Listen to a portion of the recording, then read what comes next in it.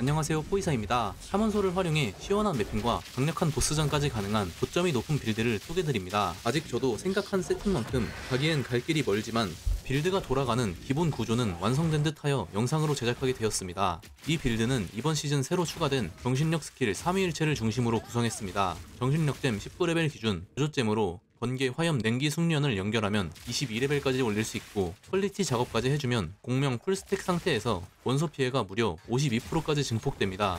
하지만 3위일체의 최대 효과를 받으려면 3가지 원소 피해를 모두 줘야 합니다. 그래서 저는 화가의 종 찢긴 장갑을 사용했습니다. 이 고유 아이템은 원소 피해를 번개, 화염, 냉기로 전환해주기 때문에 3위일체와 매우 잘 어울립니다. 보통은 하나의 원소에 집중해서 관통이나 노출, 저주 등으로 적의 저항을 낮추는 방식이 일방적이지만 화가의 종을 사용할 경우엔 한 가지 원소에 집중할 수 없습니다. 그래서 저는 치명타 기반의 직업인 아마존의 특성을 살려 아지스의 등불 목걸이를 활용해 적의 원소 저항을 무시하는 방식으로 풀어냈습니다. 매핑에서는 3전령을 사용합니다. 이를 위해서 정신력 90이 필요하고 생존을 위해 정신력 30을 점유하는 바람의 무의도 사용했습니다. 저는 총 정신력 220인 상태입니다. 자세한 내용은 스킬 세팅, 패시브 노드, 장비 구성 순으로 차례차례 소개드리겠습니다. 스킬 세팅입니다. 보시는 것처럼 스킬을 세팅하면 되는데 중요한 보조잼만 보고 넘어가겠습니다. 먼저 충격 파편에 태풍 불길 보조잼을 사용합니다. 이것은 화가의 종 장갑을 사용함으로써 효율이 아주 잘 나오는 보조잼입니다. 보스를 잡을 때 충격 파편으로 감전을 걸고 감전 파열 탄환으로 공격하며 계속해서 점화를 겁니다. 그러면 감전이 만료되지 않고 큰 딜을 계속 뽑아낼 수 있습니다. 이 보조잼을 사용함으로써 감전 지속 시간을 늘려주는 패시브 노드 3개를 빼고 다른 곳에 투자할 수 있었습니다. 그리고 오버보스 전에서는 과충전 보조잼을 사용합니다. 이 잼은 감전 상태 이상의 강도 50%를 증가시켜줍니다. 그러면 감전이 반사되어 돌아오는데 이때 동정 보조잼이 추가로 감전 강도 30% 증가 효과를 가져옵니다. 이렇게 해서 보조잼만으로 감전 강도 80% 증가를 확보할 수 있습니다. 최대 감전 강도인 100을 만들기 위해선 감전 강도 276% 증가가 필요한데 보조잼으로 챙긴 80%를 제외한 나머지 196%는 패시브 노드에서 확보해주면 됩니다. 결과적으로 패시브 196%, 보조잼 80%, 276% 증가가 되고 여기에 전도성 징표를 사용하면 감전 강도 400% 증가 상태가 되어 최대 감전 강도인 100에 도달하게 됩니다. 매핑 시에는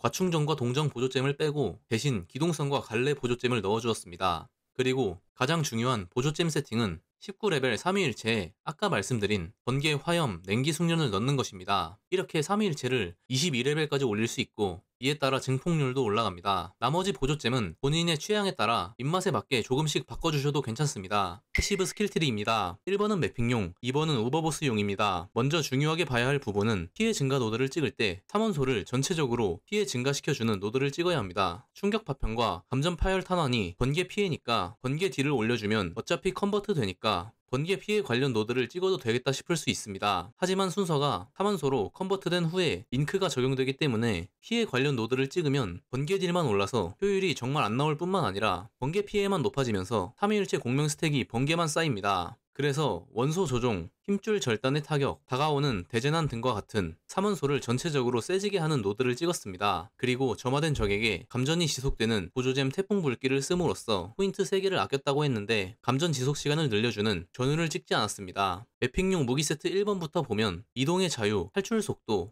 가속, 짐승의 가죽, 영체 수호, 무형, 일렁임, 산의 정수 등과 같은 매핑에 도움되는 기동성 생존 관련 노드에 투자했고 무기 세트 2번은 너덜너덜, 위치 사수 사격, 족쇄 풀린 힘, 고조파 생성기, 진실의 순간을 찍었습니다. 감전 강도 100을 위한 노드들 그리고 치명타 관련 노드를 찍은 걸 볼 수 있습니다. 목걸이 성유는 폭풍 충전입니다. 주얼은 감전의 강도 100을 맞추기 위한 옵션과 딜 관련 옵션들을 챙겼습니다. 장비 세팅입니다. POB를 활용해서 여러 조건들을 따져보고 DPS가 잘 나오는 것으로 구매했습니다. 접두어는 공격 스킬의 원소 피해, 번개 피해 추가, 정확도, 물리 피해 증가 등의 옵션을, 전미어에는 치명타 확률, 공격 속도, 치명타 피해 보너스, 투사체 스킬 레벨 등의 옵션을 POB를 통해서 DPS를 대략적으로 확인한 후 구매하는 것이 좋습니다. POE2도 POB에 캐릭 정보 불러오기 기능이 추가됐습니다. 귀찮아서 사용 안 하시던 분들도 편히 사용하실 수 있으리라 생각됩니다. 석궁은 1디바인에 좋은 걸 구매한 것 같습니다. 다들 창으로 몰려서 값이 싼 편입니다. 전미어가 하나 비어 있었는데 액자를 발랐더니 치명타 피해 보너스가 붙었습니다. 그리고 정신력 부분에서 투구로 정신력 26, 아지스 목걸이로 45, 모리오르로 50을 챙겨서 총 정신력 220을 충족시켰습니다. 모리오르는 5소켓으로 정신력 10, 모든 원소 저항 5 붙은 걸 3디바인에 샀는데 하루 만에 10디바인이 됐습니다. 시즌 초라 가격이 들쑥날쑥하는 것 같습니다. 반지는 한쪽의 균열 반지로 접두어의 정확도, 생명력, 그리고 전미어의 부족한 능력치를 채웠고 다른 한쪽에는 무보석 반지를 착용하여 스킬 칸을 늘려서 우버보스를 잡을 때는 태양의 보조를 넣고 매핑을 할 때는 방패 돌진을 넣어서 사용 중입니다. PUB를 통해 확인한 결과 반지에 높은 원소 플랫이 붙는다면 정말 강력해졌는데 주머니 사정상 1에서 2디바인 하는 반지 중 좋은 것으로 맞췄습니다. 참고로 플랫 데미지는 컨버트 전에 적용되는데